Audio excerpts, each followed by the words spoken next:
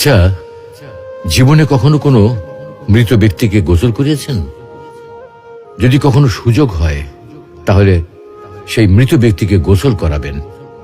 তখন খুব কাছ থেকে দেখবেন মৃত মানুষের দেহটা কতটা অসহায় লাগে, মৃত্যুর পরে মানুষের দেহ কতটা ভয়ের কারণ হয়ে দাঁড়ায়।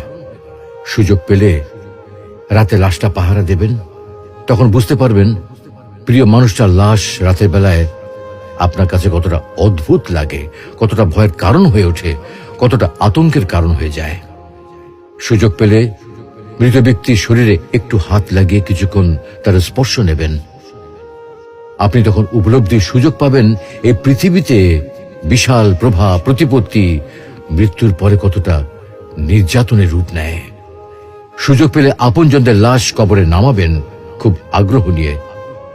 শেষবারের মতো মৃতদেহের মুখটি একবার দেখার চেষ্টা করবেন এবং বারবার উপলব্ধি করার চেষ্টা করবেন এই মৃতদের সাথে অনন্তকালের যাত্রার পথে এটাই আপনার জীবনের শেষ দেখা। সুযোগ পেলে মাঝে মধ্যে কবরস্থানে গিয়ে নীরবে কিছুক্ষণ দাঁড়াবেন। এরপর মনে মনে চিন্তা করবেন জীবনের লাভ ক্ষতির হিসাব। এই মৃত মানুষগুলো এই পৃথিবীতে কি করে গেছেন, কাদের রেখে গেছেন। যাদের রেখে গেছেন তারা কি কখনো এই মৃত মানুষগুলোকে স্মরণ করার জন্য কবরস্থানের আশেপাশে একটি বারের জনকে দেখতে আসে? আমাদের জীবনটা বড় অদ্ভুত, বৈচিত্র্যময়। আমরা এর জন্যে, ওর জন্যে, ধন সম্পদের জন্যে, ঐশ্বর্যের জন্যে, বাড়ি গাড়ি টাকা পয়সার জন্যে কত না মায়া দেখাই, আগ্রহ দেখাই, আরো চাই আমাদের।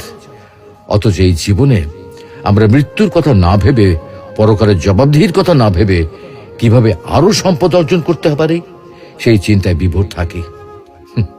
হায় রে জীবন, এখনো সময় আছে, ফিরে আসুন মহান রবের দিকে।